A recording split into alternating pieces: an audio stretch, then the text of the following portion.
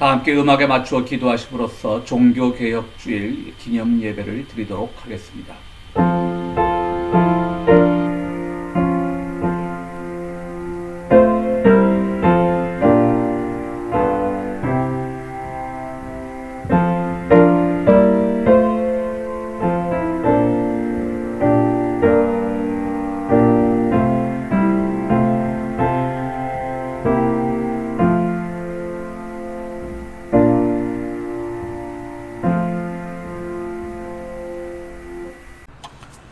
오늘은 종교개혁 주일입니다. 개혁가 마르틴 루터의 기도를 함께 들으시겠습니다. 하나님 아버지, 삶이야말로 근심과 불행과 불안, 그리고 기만과 악함으로 가득합니다. 산다는 것에 환멸을 느낄 지경이기에 아무 고난도 겪지 않거나 감내할 필요조차 없도록 차라리 죽고 싶을 따름입니다. 그러나 사랑하는 아버지, 주께서는 우리 약함을 아십니다. 갖가지 고난이 밀어닥칠 때에 우리에게 인내를 허락하시고 모질고 녹록지 않는 삶일지라도 즐거운 마음으로 감내하게 하시며 우리와 동행하사 온갖 악함과 해로움을 감당케 하소서. 그리고 때가 이르러 은혜 가운데 죽음을 맞이하는 시간을 선사하여 주셔서 죽음 앞에서 놀라거나 좌절치 말게 하시며 확고한 믿음으로 우리 영혼을 주님의 손에 내어 맡기게 하소서. 예수 그리스도 이름으로 기도드리옵나이다. 아멘. 한 주간도 평안하셨습니까? 사랑하는 평화의 교회 성도 여러분, 오늘도 우리가 있는 곳에서 하나님을 예비했으면 좋겠습니다. 벌써 10월도 마지막 주일이 되었네요. 자, 우리가 있는 곳이 그 예배의 장소고요. 그리고 하나님은 우리 예배를 또 받으시고요. 서로를 위한 위로와 평화를 전하는 그런 예배였으면 좋겠습니다. 함께 찬양할까요? 내 손을 주께 높이 듭니다. 함께 찬양하겠습니다.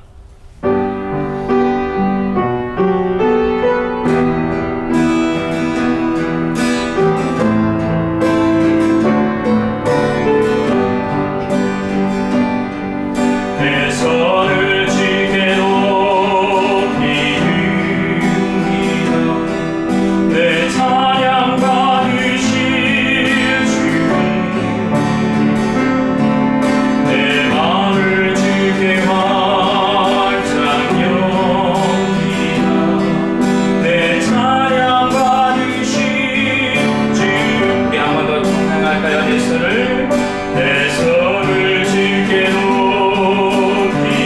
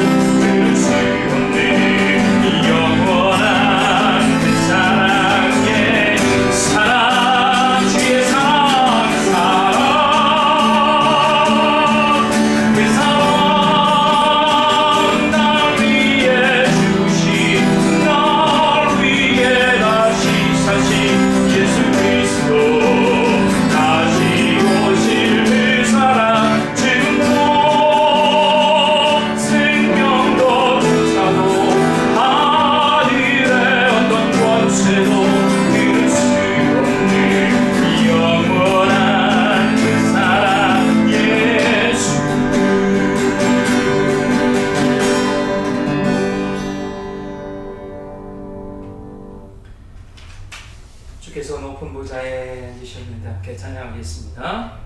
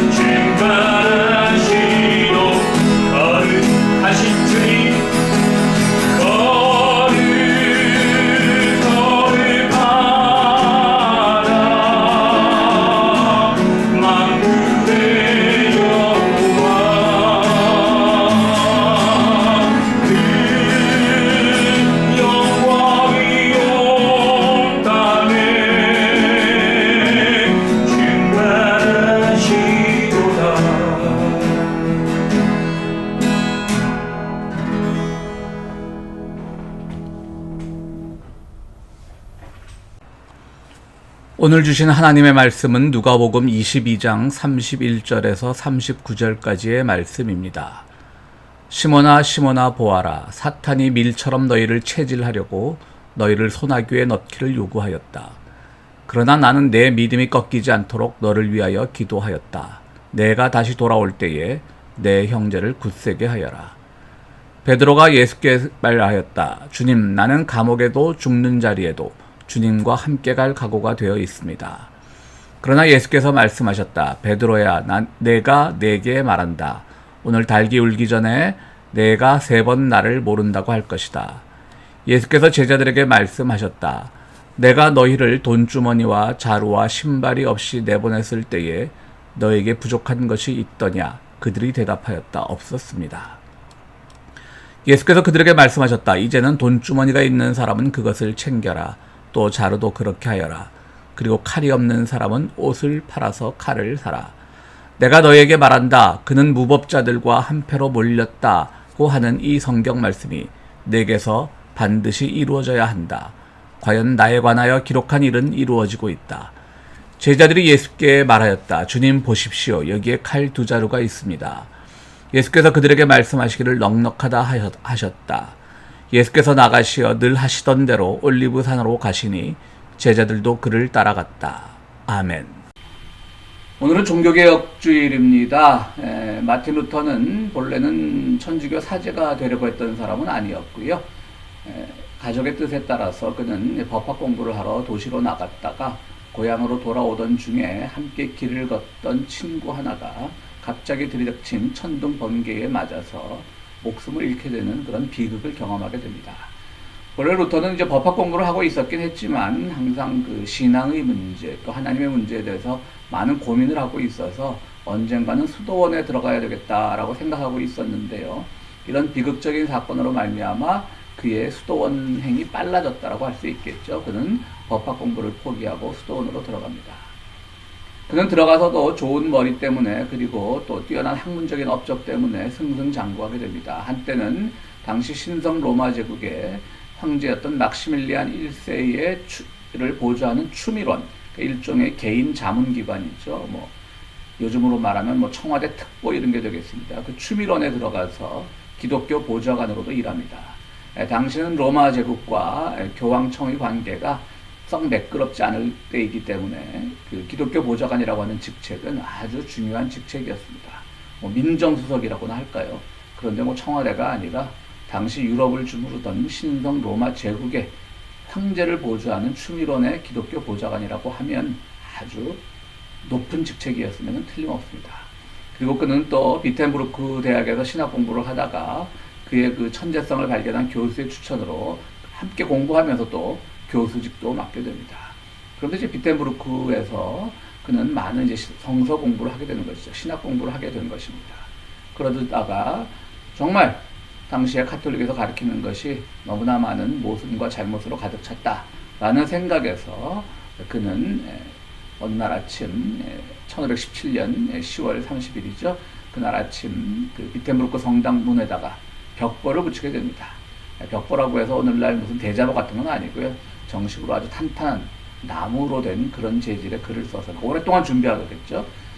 그걸 써서 붙이게 됩니다. 그것으로 인해서 종교개혁이 시작되었습니다.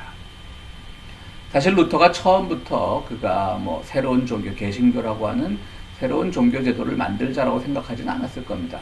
그런데 로마 교황청에서 그 정도의 그 일종의 젊은 신학자의 반발도 들어줄 마음의 여유가 없었던 모양입니다. 그래서 그에 대한 핍박이 시작되었고 그 핍박이 시작되었을 때 독일의 영주들 중심으로 마틴 루터의 편을 드는 사람들이 생겨났고 이에 용기를 얻은 마틴 루터는 마침내 오늘날에 우리가 개신교라고 부르는 프로테스탄트의 첫 깃발을 들어 올렸던 것입니다. 그는 그 과정에서 종교재판에 넘겨지기도 하고요. 또 한편에서는 그가 이제 천주교로부터 파문당하고 나서 결혼을 하지 않습니까? 수녀였던 사람하고 결혼을 하는데요. 그 결혼을 하고 나니까 또 한쪽에서는 저거 장가가고 싶어서 결혼하고 싶어서 저렇게 천주교 사제직을 버렸다라고 비난하는 그런 윤리적인 비난도 있었고 신학적인 비난도 있었습니다. 그뿐입니까? 나중에도 이제 개신교 내에서 일어났던 그런 많은 종교개혁들 중에 제세례파가 있지 않습니까? 토마스 민처가 주가 되었던 거. 이제 농민혁명을 하면서 아주 과격했죠, 그 당시는. 그러나 이제 마틴 루터는 이 토마스 민처의 손을 들어주지 않습니다. 그 편에 서지 않습니다. 그것으로 인해서 오늘날까지도 종교개혁 500년이 지났지만 오늘날까지도 또 마틴 루터가 비난받는 부분이기도 하고요. 또 한편에서는 또 오직 믿음이라고 하는 교리가 오늘날 많이 왜곡되었지만 루터가 주장했던 것과는 많이 왜곡되었지만 그것으로 인해서 기독교를 너무 관념화시켰다. 그런 비판에도 노출되어 있습니다. 한마디로 인해서 그가 종교개혁을 일으킴으로 인해서 그가 본래 몸담고 있는 카톨릭으로부터의 비난만 있었던 것이 아니라 또한 이 개신교 쪽에서도 그러니까 오늘날 프로테스탄트 쪽에서도 되돌아보면서 그의 그 업적을 되돌아보면서 칭송할 건 칭송하되 또 비판할 것을 비판하는 그런 문화가 있었습니다. 만약에 마틴 루터가 종교개혁을 일으키지 않고 그냥 뛰어난 천주교 사제로서 인생을 살았다면 어땠을까요? 그는 매우 행복했을 것입니다. 사실 당시에 그 마틴 루터 자신도 어떤 종교개혁을 일으켜야지 개신교란 걸 만들어야지 이런 뜻으로 시작하진 않았겠죠. 그러나 완고한 그 로마 교황청이 그에 대해서 핍박이 계속됐기 때문에 그는 이런 일을 벌이게 되었던 것입니다. 말씀드렸듯이 그는 행복했을 것입니다. 천주교 사제의 길만 걸었다면 그는 더 이상 부러울 것이 없었을 것입니다. 당시 15세기, 16세기 이때 분위기 보면 여전히 뭐 그 이전보다는 중세보다는 많이 약화되기는 했지만 그럼에도 불구하고 교회의 권위는 상당히 강할 때입니다. 그러니까 일단 상당히 권력을 가진 그런 직업군입니다. 가톨릭 사제라고 하는 것이. 거기다 그들은 매일 기도하고 묵상하고 성경 공부하고 이러다 보니까 또 하나님과 교제하는 그런 행복한 시간도 누릴 수 있었습니다. 게다가 또 모든 것이 보장되니까 생활고도 없이 경제적인 궁핍함 없이 그는 연구와 또 사목을, 천주교에서 목회를 사목이라고 하죠. 그 사목을 계속할 수도 있었을 겁니다. 세상에 그런 행복한 인생이 어디 있었겠습니까? 하나님과 교류하죠. 하나님과 교류해도 또 생활이 확 쪼들리면 힘들어지잖아요. 그런데 그런 걱정도 없죠. 뭐 적당한 게 아니죠. 적당해보다 더 지나친 어떤 권위와 권력도 가지게 되죠. 아주 행복한 인생이었을 겁니다. 그런데 루터는 스스로 가시밭길을 걸어갔던 것입니다. 사실 뭐 교황만 되면 황제도 무릎을 꿇지 않습니까? 그 당시 이제 중세 때 있었던 카노사의 굴욕이라고 하는 유명한 사건이 있지 않습니까? 그 신성 로마 제국 황제가 교황청을 우습게 보고 그냥 자기가 마구 그냥 새로운 교황을 임명하고 그랬죠. 그러다 결국 그것이 교황청의 권세에 눌려서 카노사까지 찾아가서 교황에게 무릎을 꿇는 그런 일도 있습니다. 그래서 신성 로마 제국의 황제가 무릎을 꿇었다고 해서 카노사의 굴욕이라고 하는 것이 세계사의 유명한 사건으로 남아있지 않습니까? 뭐 로마 황제가 제가 직접 거느린 군대는 없어도 뭐 한마디만 내리면 군대가 동원되기 때문에 결국은 로마 교황이 말이죠. 그런 군대도 없으면서 군대를 동원할 능력을 가졌었기 때문에 결국은 로마 황제도 굴복하고 말았던 것이죠. 하나님과 교류하는 영적으로 행복한 삶을 살면서 정말 인생을 잘 향유할 수 있었던 루터는 그 모든 것, 권위와 권력과 또 교회, 가톨릭 교회가 주는 모든 배경을 다 거부하고 그는 외로운 길을 갔던 것입니다. 그래서 뭐 타임즈나 이런 데서 가끔 뭐 지난 500년 동안 가장 위대한 인물을 뽑으라 하면 거의 루터가 1, 2위를 놓친 적이 없습니다. 여러분 잘 생각해 보세요. 물론 서구 사회가 기독교 중심 사회이기 때문에 로마의 그러니까 루터의 그 영향력이라는 것은 대단하겠지만 이것은 반드시 기독교 어떤 그 기독교에 대한 루터의 공헌을 근거로 해서 1, 2위로 뽑히는 것은 아닙니다. 루터가 어떤 개신교를 출범시킴으로 인해서 모든 것이 다양화되고 사람들의 생각이 자유로워졌다는 그런 공적이 있기 때문에 뭐 500년 중에 가장 위대한 인물을 뽑으면 1, 2위에 뽑히는 것이죠. 그가 뭐 교회를 새로 만들었다. 그래서 개신교가 우세한 뭐 미국의 시사주간지나 이런 데서 위대한 인물을 뽑으면 1, 2위로 뽑힌다. 그랬던 것은 아닙니다. 여러분 우리가 중세를 암흑기라고 부르는데요. 사실 이것은 근대에서 중세를 얕잡아 봐서 부른 겁니다. 중세 여러분 지금 대학제도도 사실은 중세에서 생겼습니다. 그리고 뭐 아퀴나스나 이런 사람들이 얼마나 많은 학문적 업적이 있습니까? 중세 나름대로 발전했었습니다. 근대의 눈으로 보면 이성이 지배하는 사회가 아니니까 중세를 암흑기라고 부르는 것이지 중세가 그렇게 암흑기라고 부르는 것은 좀 심한 것이 아니냐라고 해서 요즘 그런 명칭을 잘 쓰지 않고 있습니다. 그런데 왜 암흑기라고 부르느냐? 중세가 특별히 잘못한 것은 없지만 다양성은 무시되던 시대였죠. 그러니까 교회가 모든 사상의 중심에 있다 보니까 물론 대학도 발전시켰지만 교회 지도하에 대학이 있는 것이고 법률 시스템도 교회의 지도 안에 있는 것이고 어떤 예술 분야도 다 교회의 지도 안에 있다 보니까 다양성이 무시됐던 것이죠. 그 다양성에 가능하게 했던 것. 그러니까 획일성의 고리를 끄는 것이 어떻게 보면 종교개혁이라고 할 수 있습니다. 그러니까 종교개혁은 단순히 어떤 신앙의 개혁이 아니라 교회 제도의 개혁이 아니라 서구 문명을 뿌리째 바꿔놓은 그런 시도였다고 볼 수가 있습니다. 예수님께서는 12제자를 각 지역으로 파송한 일이 있었습니다. 각 지역마다 가서 하나님의 말씀을 전하라는 것이죠. 또 70제자를 파송한 적도 있습니다. 그런데 파송을 하면서요. 여러분들 그 누가복음 9장 10장에 나오는 그 말씀, 유명한 말씀 잘 기억하시죠? 너희들 가서 뭐 옷도 2벌 이상 가져가지 말고 돈도 가져가지 말고, 뭐 보따리도 가지지 말고, 다 빈손으로 가라고 하는 것이죠. 왜 그랬을까요? 민폐를 끼치지 말라는 것이죠. 사람들에게 민폐를 끼치지 말고, 정말 하나님의 말씀만 의지해서, 심지어 신발도 신지 말고, 하나님의 말씀만 의지해서 말씀을 전파하라고 했던 것이죠. 또 지팡이도 가지고 가지 말라고 했습니다. 지팡이 뭡니까? 뭐 산길을 걷다가 득짐승을 만나면 그걸 물리치기도 해야 되고, 일종의 뭐 걷는데 도움이 되는 도구이긴 하지만 동시에 그것은 무기이기도 했던 것이죠. 그것도 가져가지 말라고 했습니다. 옷도 두 벌 이상 가져가지 말라. 유대인들의 옷 우리가 뭐 실제로 보지 못했지만 영화 같은 데서 보면 이렇게 하나로 되지 있지 않습니까? 그것은 들판에서 잘 때 또 담요 역할도 합니다. 하나는 입고 하나는 덮어야 되는 거죠. 근데 두 벌 옷도 가져가지 말라. 이렇게 주님께서는 제자들을 파송하시면서 정말 민폐도 끼치지 말아야 되겠지만, 그렇게 빈손으로 가는 것은 정말 하나님만 믿고 나가는 것을 사람들한테 몸으로 보여줄 수 있기 때문에 더 설득력이 있고 신뢰감을 줄 것이다. 그렇기 때문에 아무것도 가지고 가지 말라고 했던 것입니다. 근데 여러분 실제로 그랬겠습니까? 가다 보면 또 이제 예수님의 말씀에 감동받은 사람들이 뭐 데려다가 뭐 밥도 먹이고 뭐 많이 했지 않겠습니까?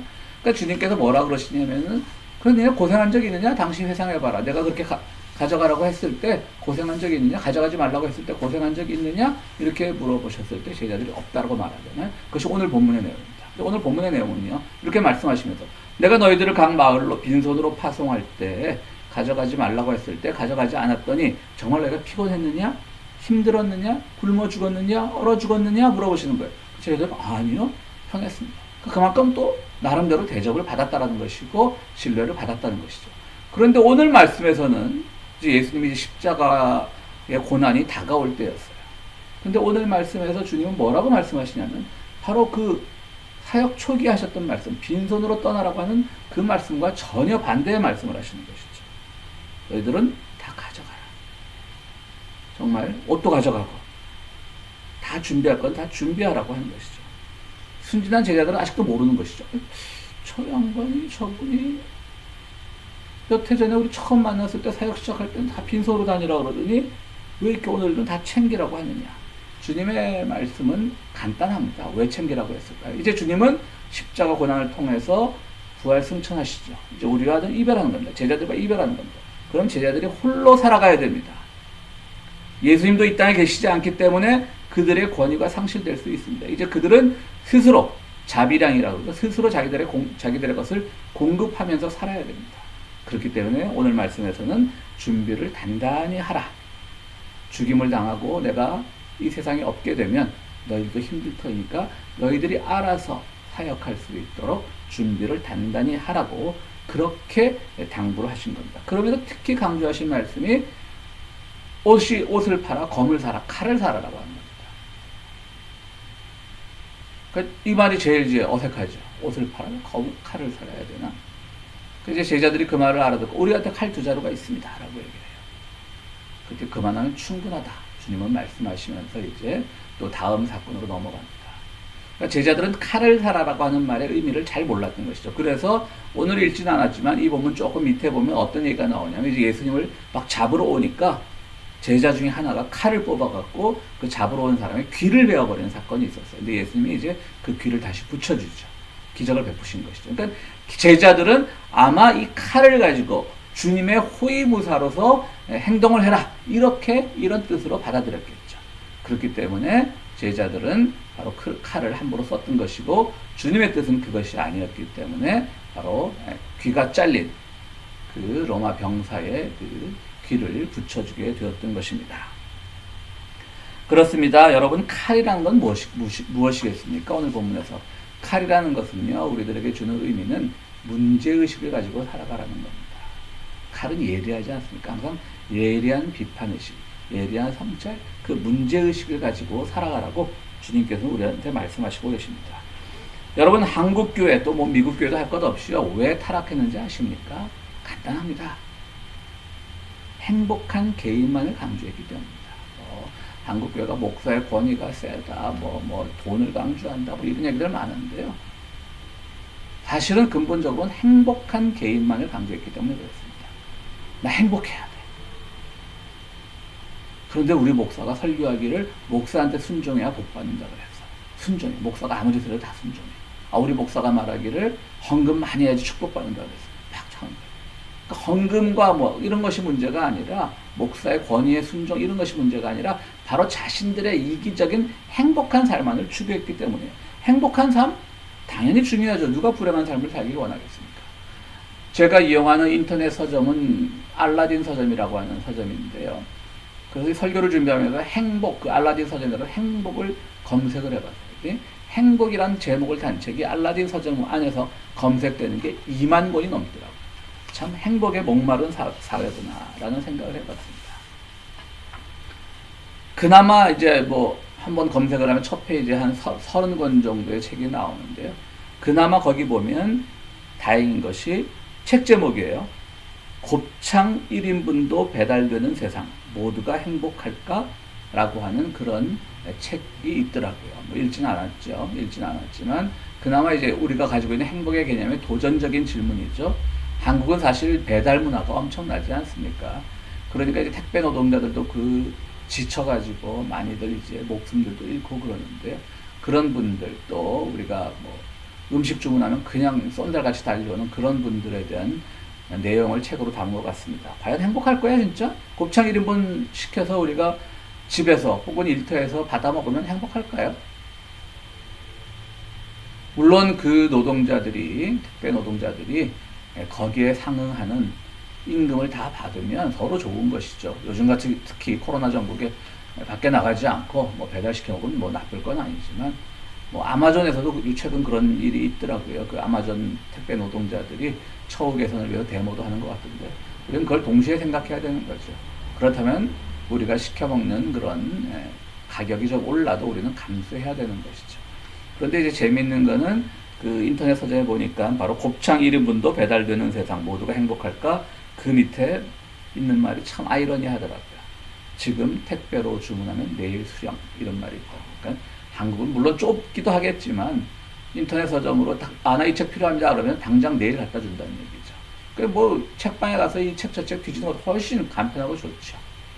참 이 두 가지가 뭐 곱창 1인분 배달과 밑에 붙어있는 오늘 주문하시면 이 책을 오늘 주문하시면 내일 택배로 수령 가능이라고 하는 말이 참 아이러니하게 저에게 읽혔습니다. 여러분 김형석이라고 하는 철학자를 잘 아시죠? 그분이 연대 철학과 교수로 있다 이제 은퇴하신 분인데요. 지금 거의 100살이죠. 그래서 그럼에도 불구하고 매일 수영하고 그분이 갑자기 최근에 뭐 저도 대학 다닐 때 그분한테 배운 기억이 있는데요. 최근에 갑자기 그래서 뭐 이분 돌아가셨나 이러고 생각하고 있었는데 한 2, 3년 사이에 갑자기 언론에 많이 나왔죠. 저는 이런 것도 사실 좀 뭐라 그럴까요? 좀 이렇게 고깝게 보고 있습니다. 좀 뭐라 그럴까? 어떤 언론들의 어떤 장난이라는 생각을 많이 합니다. 은퇴했던 그 노 철학자를 진짜 은퇴한 지도 한 이제 30년 정도 되는 분을 다시 불러내서 이렇게 언론상에서 띄우는 것도 참 문제라고 생각을 하는데요. 포장하는 것도요. 제가 이분한테 수업 들을 때 기억을 돌이켜보면 참 늘 행복한 분이고 늘 온화한 얼굴을 잃지 않던 분이었어요. 근데 그 시기가 언제입니까? 80년대 초반이에요. 젊은이들이 하루가 멀다 하고 죽어나가고 하루가 멀다 하고 곤봉에 머리가 깨지고 하루가 멀다 하고 실종되고 하루가 멀다 하고 군대 끌려가고 군대는 그냥 뭐 가야 되는 건 당연히 가야 되는 거지만 강제 징집당하고 하루가 멀다 하고 시국을 논의하다가 울분에 찌든 그런 세상에서 이 양반은 강의할 때 너무나 행복해요. 너무나 온화해요. 그러니까 이 언론이 왜 이분을 키운지 아시겠죠? 이분 더 100살이 돼갖고 그냥 건강합니다. 그리고 오늘 우리는 행복하게 살아야 됩니다. 지금 또 여전히 이런 말씀을 하셔요.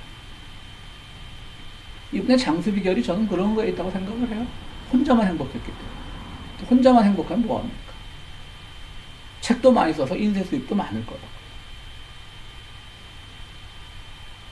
저는 그래서 말씀드렸듯이 이분의 열풍이 참 안타까웠습니다. 이분도 교회 비판도 많이 해요. 교회가 헌금을 강조한다, 뭐 목사들이 전횡한다, 뭐 여러분 그거 분명히 교회가 받아야 될 비판이지만요. 뒤집어 보면 가장 쉬운 비판이에요. 요즘 그런 걸로 비판하는 사람들이 막 흥분해. 그래서 교회는 다 썩었어. 누구나 할 수 있는 말이에요. 왜냐면 그거 하면 인터넷 클릭수도 올라가니까. 또 쉬운 말이니까. 뭐 한동안 우리가 뭐 코미디 같은 데서 뭐 거지나 가난한 사람, 힘없는 사람들만 소재로 쓴다 그러잖아요. 왜냐하면 뭐 의사를 상대로, 뭐 누구를 상대로 그렇게 코미디를 하면 당장 그 직군에서 들고 일어나니까. 오늘날 마찬가지예요. 교회를 상대로 비판한 모든 사람들이 다 호응을 얻어요. 물론 1차적으로는 교회의 책임이지만요. 적어도 노철학자가 되면 교회가 진짜 비판받아야 될 부분을 향해서 지적해야지 남들이 다 할 수 있는 말 하는 거는 철학자의 자질이 아니죠. 그런데 이분은 뭐 요즘 그 지구온난화 환경 문제, 또 양극화 문제, 또 차별 문제, 여러 가지 문제에 대해서 한 번도 언급하지 않아요. 왜? 골치 아프다 엮인 게 싫은 거예요. 그럼 비판이 막 생기거든요. 당신 틀렸다. 당신 왜 이렇게 보수적이냐. 그러니까 환경이나 뭐 정치적인 문제나 이런 데서 전혀 비판하잖아요. 그러니까 그분의 30년 전이나 지금이나 똑같다는 얘기죠. 그런데 평소에 행복 같은 거 좋아하는 사람들이 이분의 글을 읽고 최근에 인터뷰 같은 걸 보고 뭐 열광하는 건 전 이해할 수 있는데 진보적으로 분류되는 분들도 SNS 같은데 내가 오늘 뭐 어디 구청의 문화센터에서 평소에 존경하던 김 교수님과 함께 강의를 하게 되었습니다. 뭐 이런 걸 자랑 삼아 올리는 거고 이 사람들이 아직도 정신 못 차렸구나 생각을 하게 되는 거예요. 제가 하는 말 너무 여러분들 좀 불편하게 생각하지 마세요. 이분 인격적으로 훌륭한 분입니다. 그리고 그 삶에 행복한 분입니다. 온화한 분입니다. 그러나 그 삶만 사는 것으로 우리가 이분이 철학자의 몫을 다했다라고는 볼 수 없는 겁니다. 왜 니체 같은 철학자가 그렇게 비참하게 죽었겠습니까? 평생 고민하던 결과였거든. 뭐 니체가 뭐 하나님은 죽었다라고 말했다라고 해서 그의 뭐 말년이 마치 하나님의 저주인 것처럼 말하는 사람들도 있지만 그건 아니에요. 그냥 고민했던 사람이에요. 그러더니 최근에 여러분은 백선엽 씨 아시죠? 한국 군대의 무슨 상징적인 인물입니다. 이 사람이 그 일제시대 때, 일제강점기에 간도 특설대라고 독립군들, 조선인 민중들 때려잡던 부대에 있던 사람입니다. 그러다가 또 해방되니까 싹 변신해서 또 공산당 때려잡던 사람입니다. 뭐 전쟁 시에 적군을 죽인다는 게 뭐 어떻게 보면 설득 뭐 당연할 수도 있지만 이분은 적군 아닌 민간인들도 많이 잡아 죽이고 보도연맹이라는 그 미명 아래 잡아 죽이고 그런데 다 앞장섰던 사람이죠. 그래서 뭐 죽고 나서 그 국민묘지에 묻혀야 되냐 말아야 되냐 하는데 또 뭐 어떻게 하겠어요. 또 안 묻었다가는 또 큰일 날까봐 이제 묻혔는데 이 백선엽 씨가 죽기 전에 김영석 씨하고 조선일보에서 크게 또 인터뷰를 했어요. 둘이서 대담을 하는 거예요. 하나는 노애국자, 하나는 노철학자. 그래갖고 그거 보고 어이구 참 결국 이분이 보여줄 걸 다 보여주는구나 생각을 했습니다. 한 특정인에 대한 비난이 길어져서 죄송합니다. 제가 왜 말씀을 드리냐면 자신만 행복한 삶이라는 것은 많은 사람들한테 피해를 줄 수가 있습니다. 루카치라고 하는 20세기 초반에 활동하던 사회주의 사상가가 있습니다. 헝가리 출신인데요.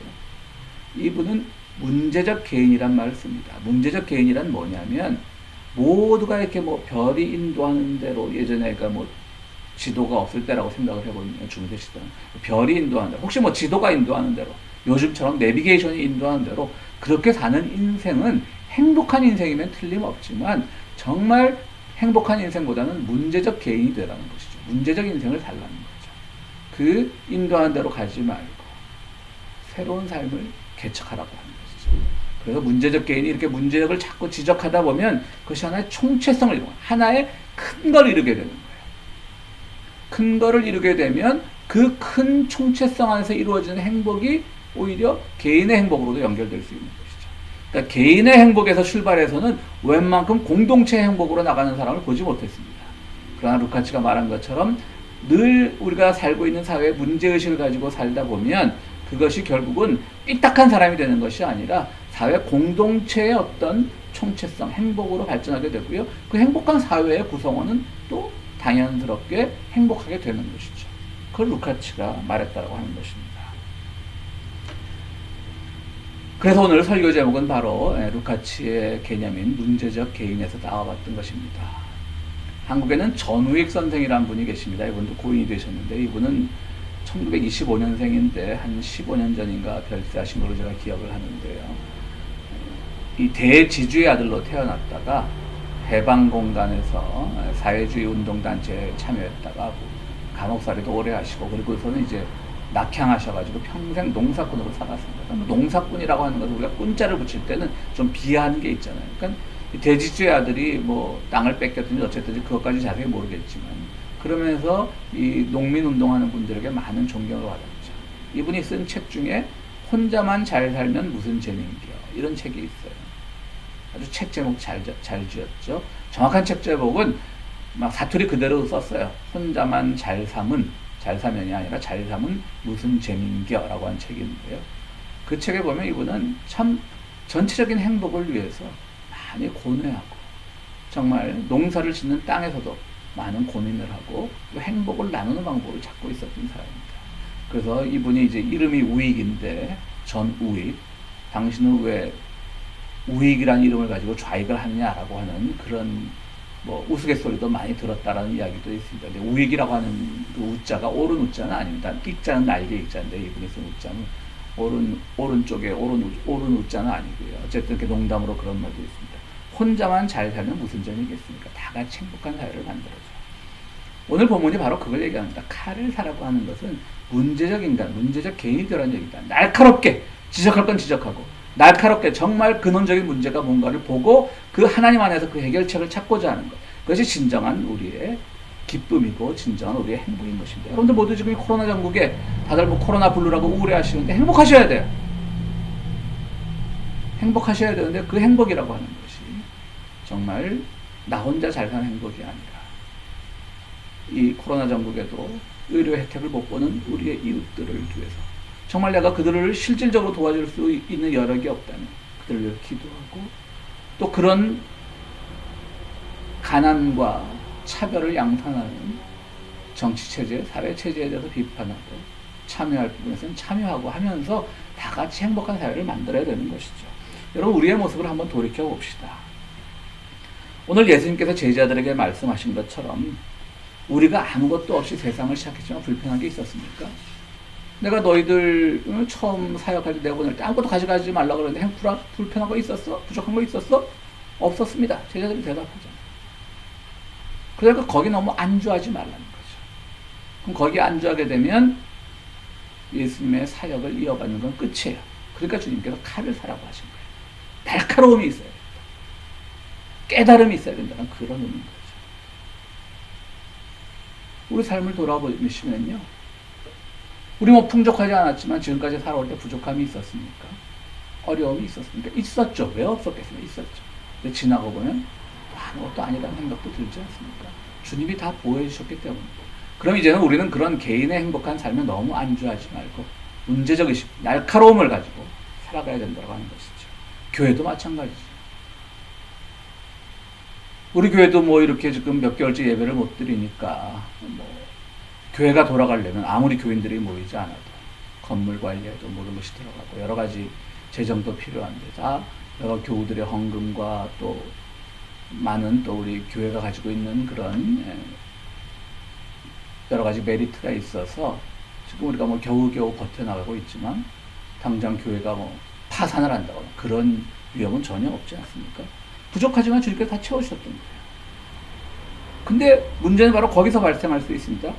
아 그래 우리 행복해 이대로 만족해 이러면 안 된다고 하는 거죠. 이럴 때일수록 우리가 더 많은 비판의식과 문제의식과 날카로운 인식을 가지고 우리는 세상을 바라봐야 된다고 하는 것입니다. 그런 점에서 코로나는 미래 역사가 어떻게 바뀔지도 모르는데 아직도 옷으로 상징되는 그 편안한 삶을 살아가고 있던 사람들에 대해서 정말 큰 계기가 되었던 것은 사실입니다. 물론 그 과정에서 전 세계의 많은 분들이 목숨을 잃었고 그것은 안타까운 일이지만 또 돌아보면 그것으로 인해서 그분들의 희생으로 인해서 대부분 그 노약자나 이런 요양원에 있는 분들이 뭐 한국이나 미국이나 뭐 유럽이나 할 것 없이 그분들의 피해가 제일 크잖아요. 그럼 한번 그 노인 복지에 대한 지금은 이 병과 싸우느라고 모든 신경이 집중되어 있지만 이것이 끝나게 되면 그런 노인 복지의 문제도 한 번쯤 더 돌아보고 가난한 자의 문제도 더 돌아보고 하게 되는 그런 계기를 제공했다는 점에서 우리는 이것을 엄중히 받아들여야 될 것 같습니다. 사랑하는 성도 여러분, 오늘 종교개혁 주일입니다. 여러분들의 삶을 과감하게 전환하십시오. 물질 중심에서 말씀 중심으로 전환하시고요. 욕심 중심에서 소망 중심으로 전환하시고요. 행복 중심에서 문제 중심으로 전환하십시오. 성공 중심에서 십자가 중심으로 전환하십시오. 우리의 편안함에서 벗어나 말씀 중심으로 과감하게 우리 인생의 좌표를 바꿀 때 하나님은 미래가 어떤 모습으로 우리에게 다가오든지 우리를 지키시고 보호해 주실 것을 굳게 믿습니다. 아멘. 여러분, 오늘 설교가 좀 길어졌어요. 어떻게 하다 보니까 사실 뭐 저도 좀 설교 너무 길게 하지 말아달라는 이 인터넷 예배에서는 하지 말아달라는 그런 지적도 받은 적이 있는데 저희뿐만이 아니라 실제로 그렇더라고요. 이 유튜브 평균 시청 시간이 20분을 넘으면 사람들이 다 뭐 설교가 됐든 아무리 재밌는 만담이 되었건 지루해한다는 그런 것들이 있고요. 그게 또 이제 비대면 예배 어려운 것 같습니다. 대면 예배 때는 여러분들 이렇게 자주 보면서 하니까요. 또 말이 길어졌습니다. 안 그래도 길어졌는데 죄송합니다. 그래서 오늘 설교 후 기도는 생략하기로 하고요. 교회 소식은 뭐 이 개혁주의를 맞으면서 여러분들 늘 개혁하는 신앙을 가지시는 분들이 되기를 바라고요. 삶 속에서 항상 건강하시고요. 11월 달이 벌써 접어듭니다. 다음 주일은 뭐 우리가 교회 오는 건 아니지만 그래도 뭐 알아서 요즘은 스마트폰이다 시간도 바꿔주지만 어쨌든 다음 주일부터 그 서머 타임이 해제돼서 평소의 시간대로 돌아가게 됩니다. 그러니까 우리는 뭐 다음 주일은 오늘날 시간 기준으로 현지 시간 기준으로 1시간 늦게 예배 인터넷을 통해서 우리가 예배를 드릴 수 있게 되겠습니다. 여러분 늘 건강하시기를 빌겠습니다. 함께 기도하시겠습니다. 이제는 우리를 죄에서 구원하신 우리 주 예수 그리스도의 은혜와 세상 살아갈 때 늘 베푸시는 하나님의 극진하신 사랑과 성령님의 감화 감동하심이 오늘 종교개혁 주일에 보다 날카로운 신앙인이 되기로 다짐하는 우리 모든 성도들 위해 또 그 안에서 진정한 행복을 찾기를 바라는 우리 모든 성도들 위해 지금으로부터 영원토록 함께 하시기를 축원하옵나이다. 아멘.